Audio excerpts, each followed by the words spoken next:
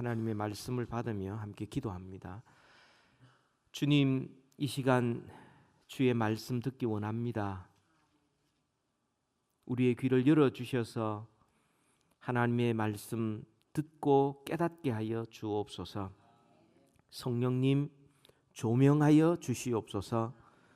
부족한 자가 주의 말씀을 증거합니다. 통로로만 사용하여 주시고 전하는 자 듣는 자 모두 주의 말씀을 받고 소중히 간직하여 열매 맺게 하여 주옵소서. 예수님 이름으로 기도하옵나이다. 아멘.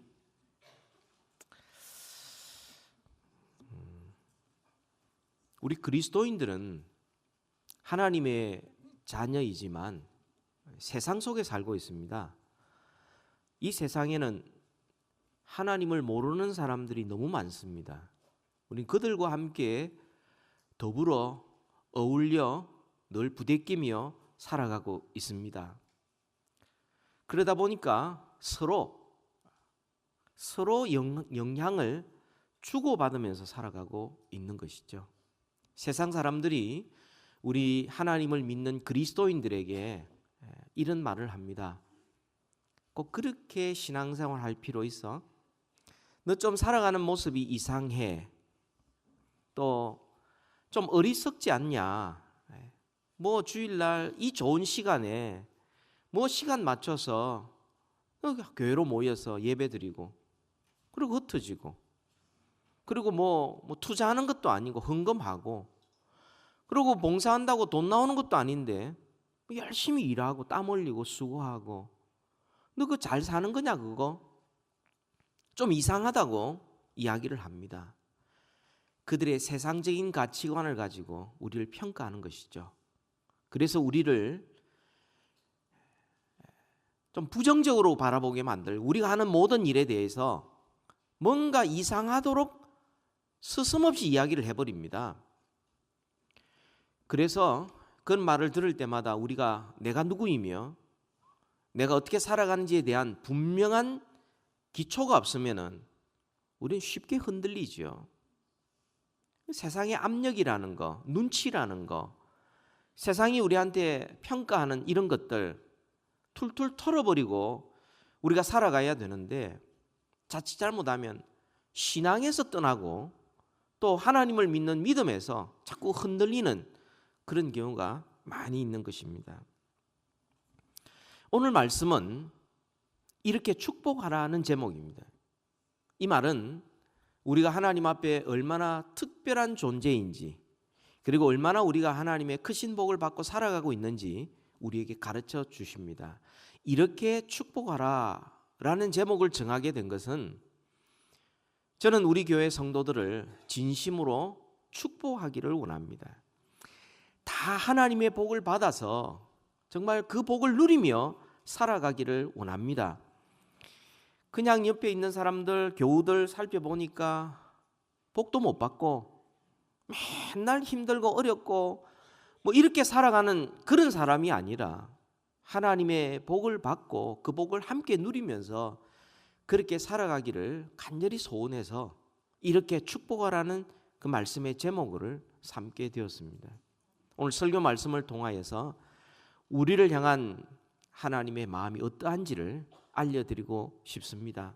광야 같은 세상, 힘든 이민 생활을 하면서 정말 우리를 향한 하나님의 그 마음과 뜻이 어떠한지 우리가 깨달아서 비록 광야 같지만 그 가운데 복을 누리며 살아가는 우리 모두 되기를 주의 이름으로 축원합니다.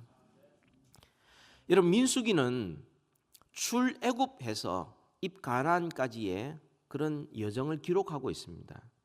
근데 그 안에 보면은 인구를 조사를 하고 또 진영을 이렇게 정하고 또 하나님 앞에 일할 수 있는 사람들을 선발을 하고 또 광야에서 있었던 여러 가지 에피소드를 거기에 기록을 하고 있습니다. 그 중에서 중요한 것이 제사장에 대한 매뉴얼이에요. 무슨 일을 해야 되는지 직무에 대한 매뉴얼이죠. 일종의 잡 디스크립션입니다. 여러분, 제사장들이 하는 일 여러 가지가 있는데 크게 두 가지로 나눌 수 있습니다. 백성들을 위하여 하는 일이 있죠. 제사를 집례한다든지 율법을 가르친다든지 혹은 환자가 발생했을 때 그것을 잘 검사를 해서 완치 판결을 내린다든지 또 백성들을 대신하여 하나님 앞에 기도한다든지 또 형사사건, 민사사건이 일어났을 때 그런 것들을 재판한다든지 이렇게 제사장들이 하는 일이에요. 그런데 하나님 편에서 하는 일들이 또 있습니다. 제사장은 하나님과 사람 사이에 중보자 역할을 하기 때문에 그것이 바로 오늘 본문에 있는 이 축복하는 것입니다. 축복하는 것. 하나님께서 모세에게 말씀합니다. 아론과 그의 아들들에게 이렇게 축복하라고 해라. 그렇게 명령하십니다.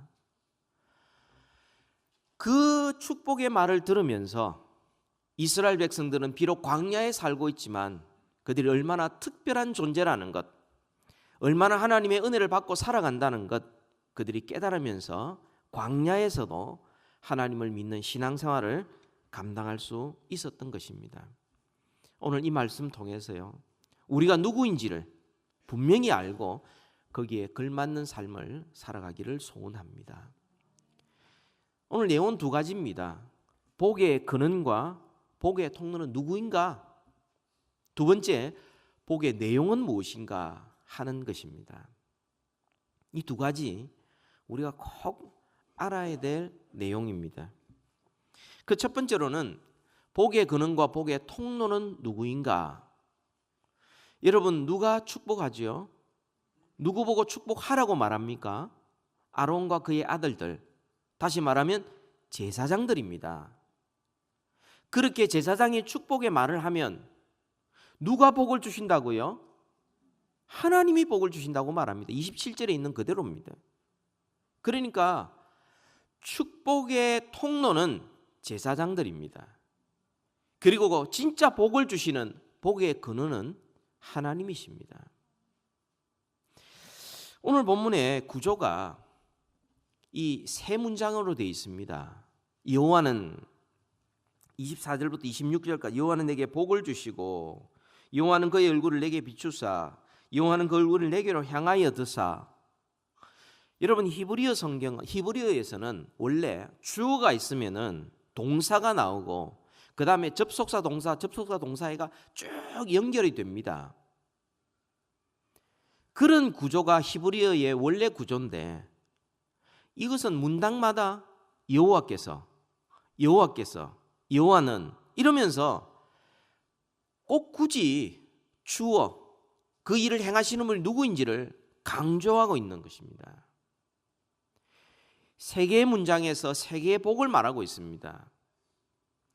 그것은 우리가 또 살펴보겠지만 이것은 삼위일체 하나님을 우리에게 말씀하고 있어요. 성부 하나님은 우리에게 복을 주시되 우리를 보호해 주시고 성자 예수님은 그 얼굴빛을 우리에게 확 비춰주실 때 은혜 베풀어 주시고 성령 하나님은 그 얼굴을 우리에게 드셔서 우리에게 평강을 주시는 그런 삼위일체 하나님의 역사를 우리에게 말씀해 주고 있습니다. 여러분, 이것이 오늘 본문이 구약의 축도인데요, 신약에도 축도가 있습니다. 고린도후서 13장 13절에 우리가 예배 때마다 제가 축도하라 하는 내용이 있지 않습니까? 주 예수 그리스도의 은혜와 하나님 아버지의 사랑과 성령의 교통하심이 너희 무리와 함께 있을지어다. 이게 여기에도 삼일체 하나님이 나타나지 않습니까?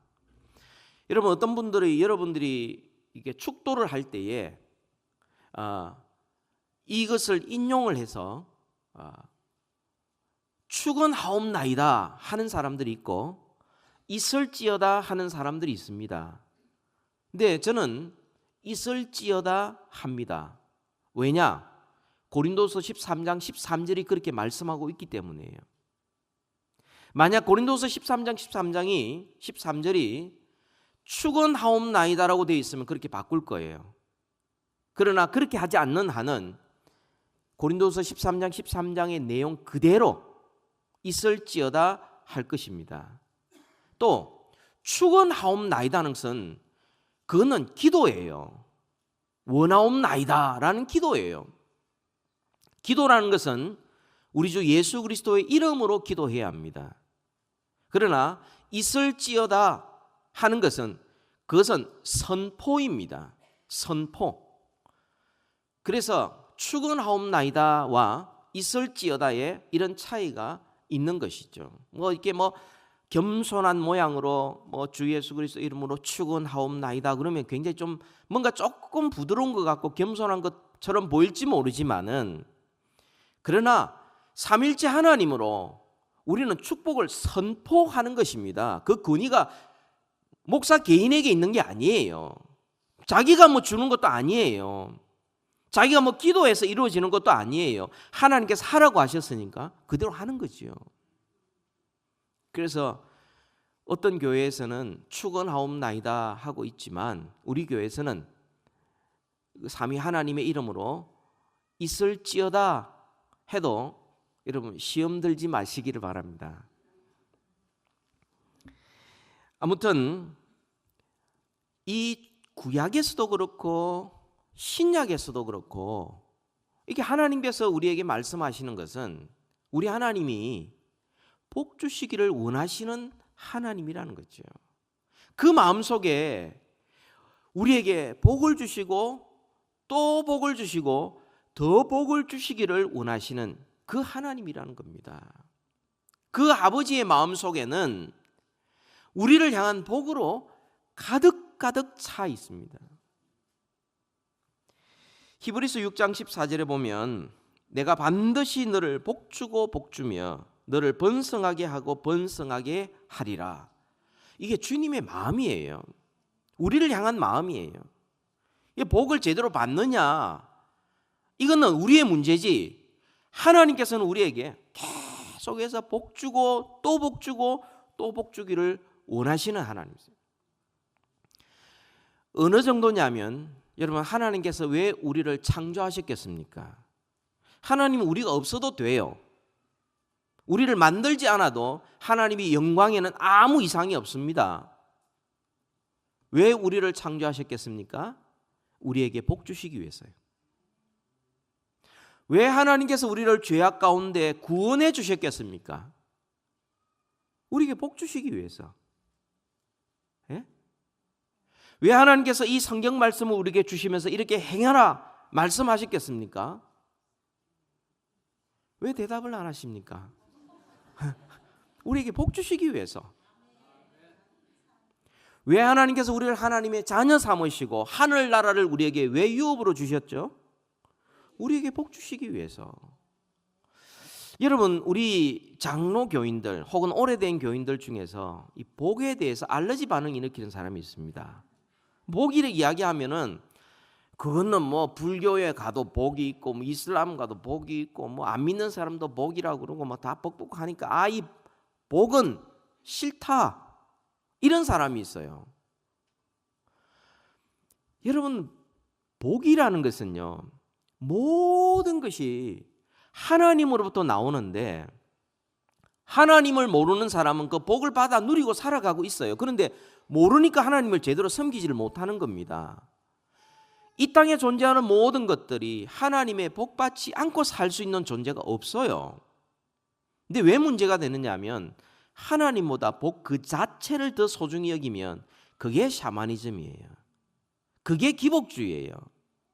근데 우리는 복의 근원이신 하나님을 섬기고 하나님이신 복을 받아 누리며 살아가고 있는 것, 이건 바른 신앙이에요. 복 안 받고는 우리가 다른 사람에게 복을 줄 수도 없고요. 복을 받지 않고는 우리의 가정이 행복해질 수도 없습니다.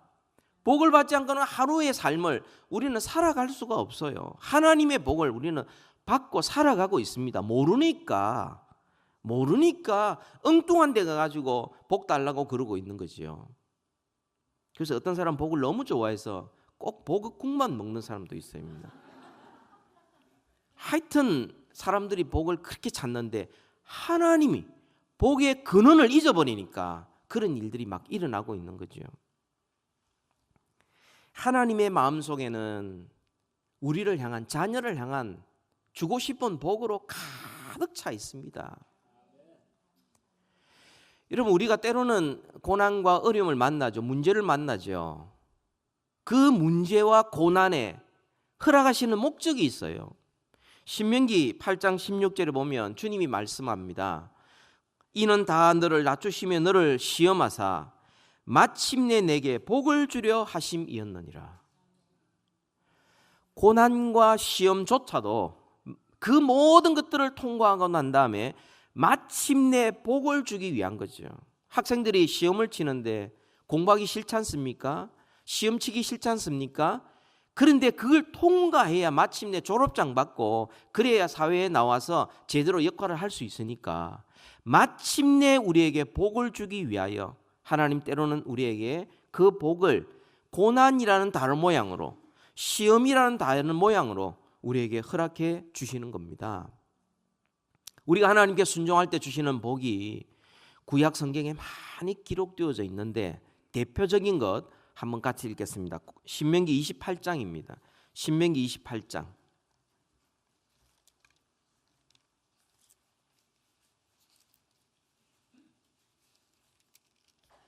신명기 28장 1절부터 6절까지의 말씀이에요.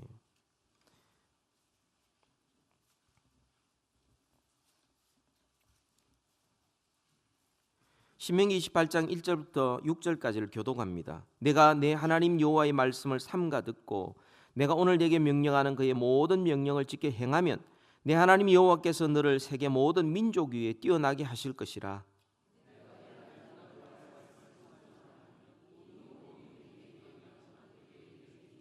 성읍에서도 복을 받고 들에서도 복을 받을 것이며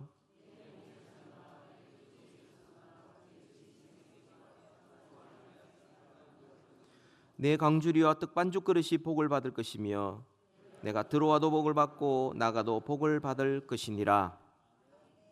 인 앤 아웃의 복을 받는다는 거죠. 어디서든지 복의 근원 되시는 하나님, 그 하나님께서 우리에게 모든 복을 베풀어 주시는데 때로는 하나님을 알지 못하는 사람들에게도 하나님께서 동일한 비를 내리시고 건강을 허락하시고 이 땅에서 살아갈 수 있도록 모든 것을 공급해 주십니다. 복의 근원인 하나님을 모르면은 복을 받고 살면서도 하나님을 제대로 섬기지 않는 거예요. 혹시 아직도 신앙의 길에 바로 서 있지 못한 분 계십니까? 이 복의 근원이신 하나님을 믿고 영접하셔서 하늘과 땅의 복을 누리시는 여러분 되기를 주님의 이름으로 축복합니다. 그러면 복의 통로가 누구냐? 복의 통로는 모든 그리스도인들입니다. 여러분, 하나님께서 직접 우리에게 복을 주실 수 있습니다. 그런데 하나님 그렇게 하지 않고 하나님은 복의 통로된 사람들을 세우셔서 그들을 통하여 복을 나누게 하십니다. 축복의 말을 하게 하십니다. 근데 주시는 분은 하나님이시죠. 그러면 그 말을 전하는 사람도 복의 통로로 쓰임받게 되고 복된 자가 되는 것이죠. 듣는 사람도 복된 자가 되는 것이죠. 이게 멀티플리케이션이에요. 그냥 하나하나 주는 것이 아니라 복이 전달되면서부터 거기에서 증폭되도록 만드시는 것이 하나님의 뜻입니다. 하나님께서 제사장들에게 말씀하셨죠. 백성들에게 축복하라. 그리고 축복을 전하는 그런 사람으로 세워주셨습니다. 하나님의 마음속에 우리를 향한 복으로 가득 차 있고 복을 주시기를 원하는 그 하나님을 가장 닮은 사람이 누구냐? 제사장들이에요. 제사장들이에요. 여러분, 우리의 제사장은 누굽니까? 예수 그리스도십니다. 그죠? 근데 성경에 보면은 또 다른 제사장들이 있다라고 말합니다. 누구죠? 모든 그리스도인들입니다. 우리 한번 따라해 봅시다. 내가 제사장입니다. 내가 축복의 통로입니다.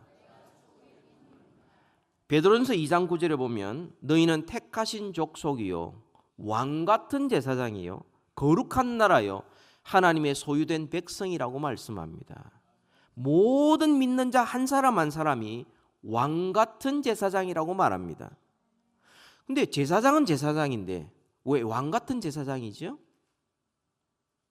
왕처럼 다스리고 왕처럼 높은 자, 제사장이 어떻게 왕이 될 수 있습니까? 왕 같은 제사장이다, 이렇게 말씀을 합니다. 무슨 말이냐면 히브리서 7장 7절에 논란의 여지 없이 낮은 자가 높은 자에게서 축복을 받느니라.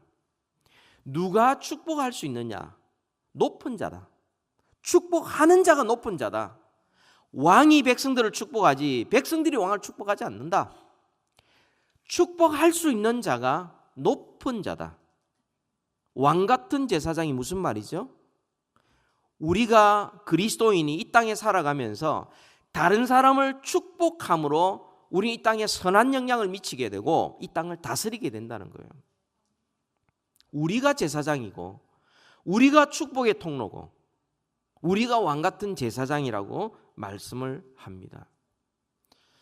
우리가 섬기는 하나님, 그 아버지가 복의 근원이신 하나님이고 우리를 향하여 복이 가득 있고 우리에게 복 주시기를 원하시는 그 하나님이라면 그 아버지를 모시고 살아가는 자녀들도 아버지 닮아야 안 되겠습니까? 하나님께서 원하시는 자녀의 모습은 왕 같은 제사장으로서 그 마음속에 다른 사람을 축복하고 싶은 마음이 가득 차고 그 입술이 축복의 말로 가득 찬 사람, 그게 하나님의 자녀다운 자녀들인 것입니다. 여러분, 마태복음 12장 35절부터 39절까지 보면 이런 말씀이 있습니다. 선한 사람은 그 쌓은 선에서 선한 것을 내고 악한 사람은 그 쌓은 악에서 악한 것을 내느니라. 내가 너희에게 이르노니 사람이 무슨 무익한 말을 하든지 심판날에 이에 대하여 신문을 받으리니 내 말로 의롭다함을 받고 내 말로 정죄함을 받으리라. 하나님의 심판대 앞에 섰을 때 우리가 하는 그 말들이 다 의롭다냐 혹은 정죄함을 받느냐 판단의 기준이 된다는 것입니다. 그게 무슨 말이에요? 여러분, 우리가 하는 모든 말들은 우리 마음속에 쌓은 것들이 나오게 돼 있어요.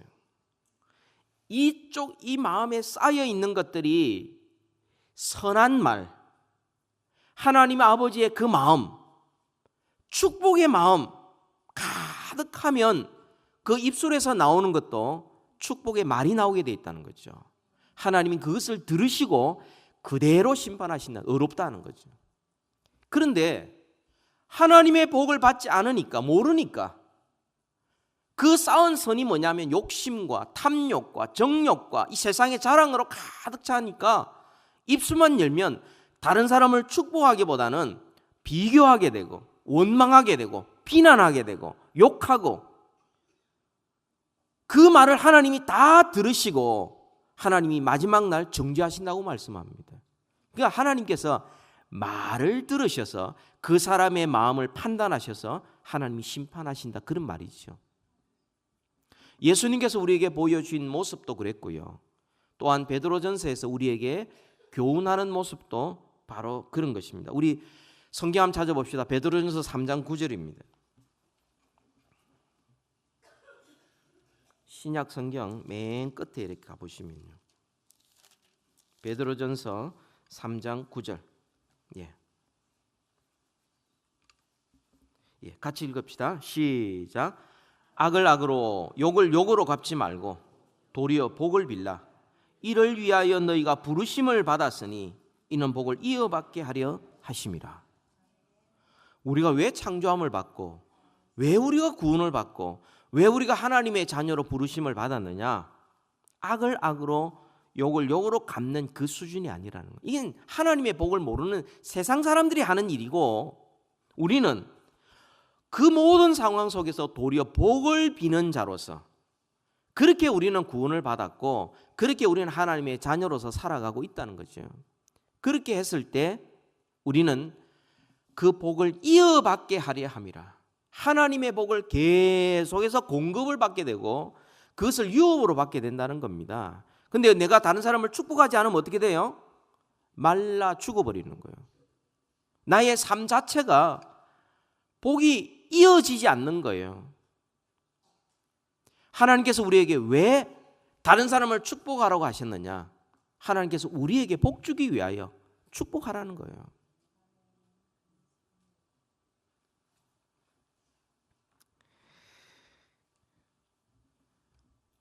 창조의 목적이 우리를 복주기 위해서요. 구원의 목적이 우리를 복주기 위해서요. 그래서 창조받고 구원받은 자들이 왕같은 제사장으로서 다른 사람을 축복하면서 살아갈 때에 하나님께서 복을 이어가게 만드시고 또한 복의 통로로 살아갈 수 있도록 만들어 주신다는 사실입니다. 우리 한번 따라해 봅시다. 우리가 제사장입니다. 우리가 복의 통로입니다. 축복합니다. 저도 축복해 주셔야죠. 축복합니다. 서로 복을 비는 것, 이게 왕같은 제사장의 삶입니다. 그렇다면 우리가 또 한 가지 살펴봐야 될 것이 복의 내용이 뭐냐는 거죠. 우리가 흔히 사람들이 이야기할 때에 복을 주십시오, 복 받는다라고 이야기할 때 사람마다 다 복의 개념이 다 달라요. 어떤 사람은 그 복을, 물질적인 복을 최우선으로 합니다. 잘못됐다는 거 아니에요. 잘 살고 많이 나누어주고 그래서 유산으로 물려주면 괜찮지 않습니까? 물질의 복을 최우선으로 생각하는 사람이 있는 반면에 어떤 사람은 사회적인 복, 명예, 출세를 최고의 복으로 생각하는 사람이 있고요. 어떤 사람은 가정의 복, 우리 가정이 행복하고 자녀 잘 키우는 것, 이게 최고다고 생각을 합니다. 또 어떤 사람은 건강의 복, 이런 것들을 최고의 복이라고 생각을 합니다. 근데 오늘 본문에서 주님께서 우리에게 주시고자 하는 복은 다른 복이에요. 달라요. 우리가 자꾸만 하나님보다 내가 갖기를 원하는 복을 최우선적으로 생각하니까 하나님을 믿기는 믿긴데 기복주의적으로, 샤머니즘적으로 세상의 다른 종교와 별 차이 없이 그렇게 살아가는 사람들이 있다는 거죠. 오늘 본문에서 주님이 우리에게 주시고자 하는 복이 뭔지를 우리가 좀 살펴보아야 되는데요. 그 복의 내용과 그 복이 가져오는 열매에 대해서 우리는 구분할 필요가 있습니다. 무슨 말이냐면 오늘 본문에서 24, 25, 26절에서 여호와께서 우리에게 복을 주시고 그 열매로서 우리를 지켜 보호해 주시고 여호와께서 그 얼굴을 우리에게 비추시는 그 복을 주셔서 그 열매로 우리가 은혜를 받고 여호와께서 그 얼굴을 우리에게 향하여 드사 그 복을 우리에게 받음으로 그 열매로 우리가 평강을 누리게 되는 것입니다. 그러니까 복은 하나님이요, 열매는 거기에 나타나는 그 보호하심과 은혜와 평강이라는 그 열매를 우리가 거두게 된다는 것입니다. 이게 순서가 거꾸로 되면 내가 안전하기 위해서, 내가 잘 되기 위해서, 내가 평강을 누리기 위해서 하나님보다 다른 것을 찾는 경우가 많이 있습니다. 자기를 의지하고요, 혹은 어떤 자기 어떤 정성이나 공로나 혹은 어떤 세상의 종교나 신념을 따라 가면서 그런 것들을 얻어내려고 하는 사람이 있어요. 그런 것들을 가리켜서 종교심이라고 그러고요, 그런 걸 가리켜서 샤머니즘적인 기복주의라고 이야기하는 것입니다. 잘 구분하셔야 됩니다. 첫 번째 우리 복의 내용이 뭡니까? 24절 우리 같이 한번 읽을까요? 시작. 여호와는 내게 복을 주시고 너를 지키시기를 원하며. 하나님의 보호하시면 복의 열매입니다. 그럼 복이 뭐냐? 여호와께서 내게 복을 주시고, 복을 주신다는 내용이 뭐냐면 우리까지 낮아지셔서 우리에게 다가오신다는 의미입니다. 복의 근원이신 하나님, 복 주시기를 원하는 하나님께서 육신을 입고 이 땅에 오셔서 우리에게 다가오셔서 우리를 구원해 주시는 것, 이게 복음이죠. 이 복음이죠. 우리가 그 예수 그리스도를 믿고 그래서 우리는 구원을 얻고 죄 용서함을 받고 하나님의 자녀가 된 것입니다. 이것이 시작에 불과한 것이죠. 이 복이 이 하나님 예수 그리스도를 영접하는 이 복을 우리가 받았을 때 그 다음에 오는 것들이 많이 있습니다. 하나님께 복받은 자들을 그때부터 하나님께서 지켜주시기 시작합니다. 여호와께서 내게 복을 주시고 너를 지키시기를 원하며 라고 했을 때 우리까지 낮아지셔서 다가오신 그 예수 그리스도 우리가 영접했을 때 우리가 죄사함을 얻고 하나님의 자녀가 되는 권세를 얻고 하늘나라를 유업으로 얻는 이런 것들이 시작에 불과하고요. 이어서 우리를 지키시기를 시작하신다는 겁니다. 여러분, 지킨다는 말은 목자가 양을 지키듯이 울타리를 치고 안전하게 보호해 준다는 겁니다. 왜 하나님께서 지켜주십니까? 하나님의 자녀이기 때문에 그렇습니다. 예수 그리스도의 보혈로 피값으로 우리를 대속하여 하나님의 소유로 우리를 삼아 주셨기 때문에 우리를 지켜주시는 겁니다. 하나님의 것이 아니면은 하나님께서 그렇게 열심히 지킬 리가 없습니다. 지킬 필요도 없습니다. 육신적으로 영적으로 위험한 세상 우리가 살아가고 있습니다. 육신적으로 여러분 온갖 바이러스가 나타나고 예기치 못한 사건 사고들이 많이 일어납니다. 영적으로는 더 심각합니다. 우리를 하나님으로부터 떨어지게 만들고 신앙의 열정을 사라지게 만드는 영적인 온갖 바이러스가 우리 주위에 많이 있습니다. 그 모든 것으로부터 복의 근원이신 하나님께서 그때부터 우리를 지켜주시기를 시작하신다는 겁니다. 그래서 시편 121편이 이렇게 고백하죠. 내가 산을 향하여 눈을 들이라. 나의 도움이 어디서 올꼬? 나의 도움은 천지를 지으신 여호와에게서로다. 여호와께서는 너를 실족하지 아니하게 하시며 너를 지키시는 이가 졸지 아니하시리로다. 여호와께서 너의 출입을 지금부터 영원까지 지키시리로다. 하나님이 복입니다. 이거 잊으면 안 돼요.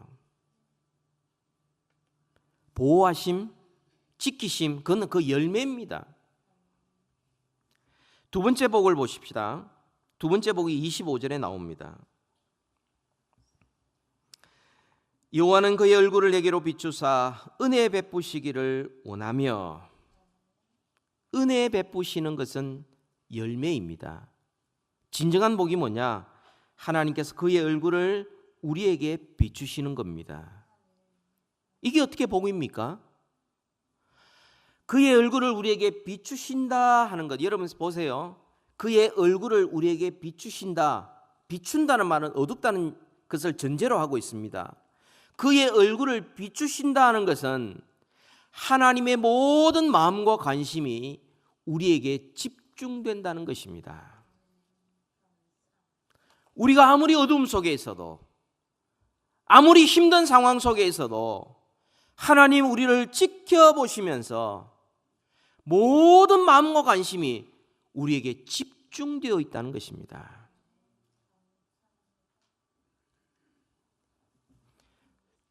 그 어두움 속에서 헤맬 때에 주의 얼굴에 빛이 비추어졌을 때, 그때 어두움은 물러가고 모든 절망은 물러가고 생명의 빛이 비추어지기 시작합니다.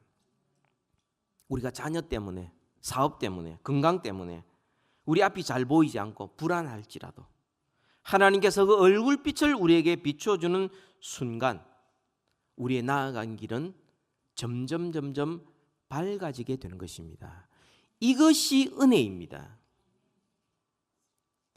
하나님께서 그 얼굴을 우리에게 비추어 주심으로 말미암아 어두움 속에서 우리가 밝은 빛을 바라보고 용기를 갖고 새 힘을 얻고 일어설 수 있는 것이 은혜요. 절망 가운데 있을지라도 다시 한번 용기를 가질 수 있는 게 은혜예요. 메마른 광야에 살고 있지만 그 얼굴빛이 비춰졌을 때 우리의 심령 속에, 그 가정과 교회 속에 은혜의 강물이 흘러 들어가는 것, 이게 은혜인 것입니다. 우리가 자꾸 은혜만 찾지 하나님을 찾지 못하는 어리석음을 범하는데요, 하나님께서 그 얼굴빛을 비추는 순간부터 은혜의 강물이 흐르기 시작합니다. 생명이 솟아나기 시작합니다. 어둠이 물러가기 시작하는 것입니다. 그래서 성경에 우리의 신앙의 선배들이 신앙생활하면서 가장 두려워했던 게 뭔 줄 아십니까? 가장 두려웠던 것은 하나님께서 그 얼굴을 돌리시는 것이었습니다. 왕궁에서도 아무리 먹을 것이 많고 이제는 안전하다, 이제는 됐다는 그 상황 속에서도 하나님께서 그 얼굴을 돌리시는 순간부터 어둠이 시작되고 절망밖에 없었던 것입니다. 이게 시편 기자의 기도요, 고백입니다. 여러 가지가 있지만 한 가지만 소개해드리면 시편 30편에 있습니다. 여호와여, 주의 은혜로 나를 산같이 굳게 세우셨더니 주의 얼굴을 가리심에 내가 근심하였나이다. 산같이 주님이 세워주셨는데 주님께서 얼굴을 가리시고 얼굴을 돌리시는 순간부터, 그때부터 근심이 시작되고 두려움이 시작되고, 그래서 어떻게 했습니까? 이 시편 기자가요, 하나님 앞에 밤을 새워서 부르짖어 기도하기 시작합니다. 그랬을 때 하나님께서 다시 그 얼굴을 그에게 돌려주셨습니다. 그래서 그가 이렇게 고백합니다. 11절에 주께서 나의 슬픔이 변하여 내게 춤이 되게 하시며 나의 베옷을 벗기고 기쁨으로 띠를 띄우셨나이다. 아무리 절망 속에서도 하나님의 그 얼굴의 빛을 비추어 주시는 순간 우리는 은혜가 충만하게 되고, 그때부터 우리의 영혼이 소생하고 용기를 가지고 우리는 힘차게 살아갈 수 있는데요, 아무리 세상이 모두가 안전하다고 그래도 주님께서 그 얼굴을 돌리시는 순간 거기는 어두움밖에 없습니다. 거기는 절망입니다.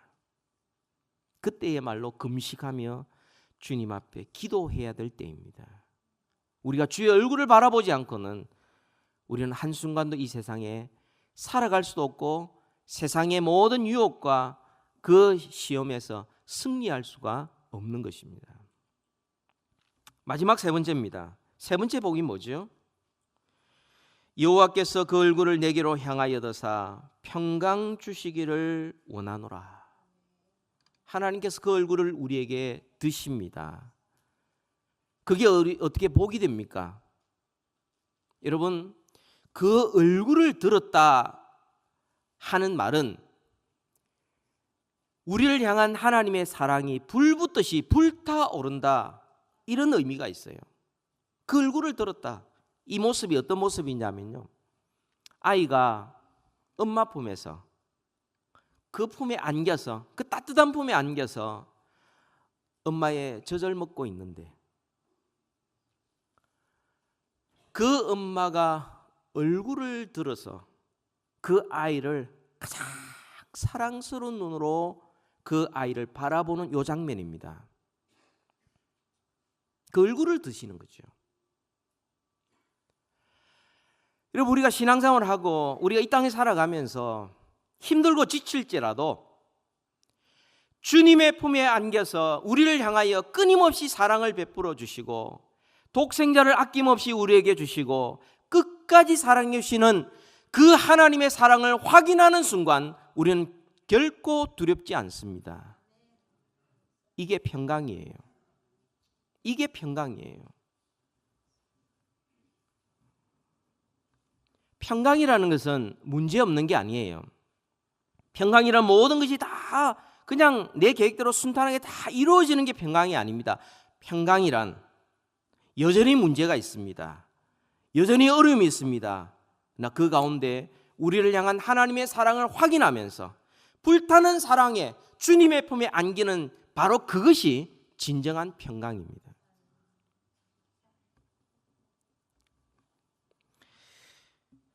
여러분, 오늘 본문에서 모든 동사가 다 미완료형으로 나옵니다. 이게 무슨 말이냐면 한 번으로 끝나는 게 아니고 계속된다는 것입니다. 이런 뜻이에요. 여호와께서 복을 주시되 한순간만 주시지 않고 계속하여 복을 주시고 그 얼굴을 비추어 주시되 끊임없이 계속하여 환하게 비추어 주시고 그 얼굴을 드시되 계속하여 주님의 백성들을 향하여 주님은 드신다는 그런 뜻입니다. 여러분, 이것이 신명기 아까 읽으면서 신명기 28장에 2절에 나옵니다. 내가 내 하나님 여호와의 말씀을 청종하면 이 모든 복이 내게 임하며 내게 이르리니라고 말합니다.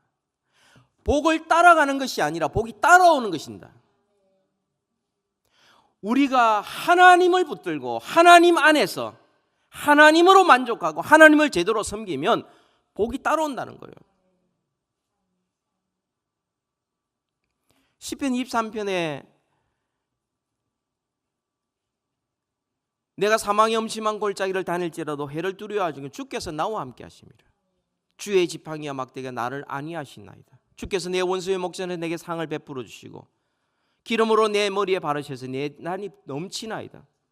내 평생에 여호와의 인자하심이 정녕 나를 따르리니라고 말씀을 합니다. 하나님이 아닌 곳에서 하나님 빼고 내가 보호받기를 원하고 은혜 받기를 원하고 내가 평강을 누리기 원하면 자칫 잘못하면 샤머니즘입니다. 사람들이 그걸 쫓아가요. 그래서 누가 나를 보호해 줄까? 알람 시스템, 나의 노후 대책, 나의 저금, 이 집, 내 사업, 내 자식, 이걸 내가 보호해 줄까? 영원하지 않습니다. 내가 어떻게 하면 더 행복하게 살 수 있을까? 저축 금액이 쌓이고 내가 건강하고 그래서 우리가 행복해질 수 있느냐? 영원하지 않습니다. 평강을 누리기 위해서 여러 가지 방법을 쓰지만 그건 왔다가 가는 거예요. 있다가 없어지는 거예요. 그러나 우리 하나님은 영원히 변치 아니하십니다.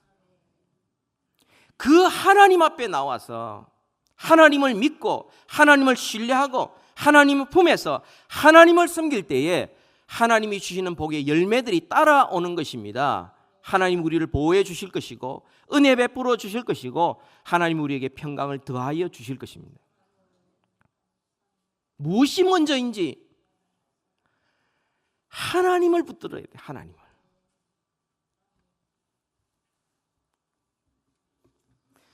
주님께서 주신 말씀대로 너희는 이렇게 축복하라. 우리 모두가 제사장들이기 때문에 우리 한 번 더 읽도록 하십시오. 24절부터 26절까지를 우리 다 함께 한 목소리로 읽겠습니다. 시작. 여호와는 내게 복을 주시고 너를 지키시기를 원하며 여호와는 그의 얼굴을 내게 비추사 은혜 베푸시기를 원하며 여호와는 그 얼굴을 내게로 향하여 드사 평강 주시기를 원하노라. 우리가 이렇게 축복하면 우리 가정이 얼마나 바뀌겠습니까? 어떻게 바뀌겠습니까? 우리 자녀들에게, 우리 배우자들에게, 우리 이웃들에게 이런 축복의 말을 계속하면 어떻게 바뀌겠어요?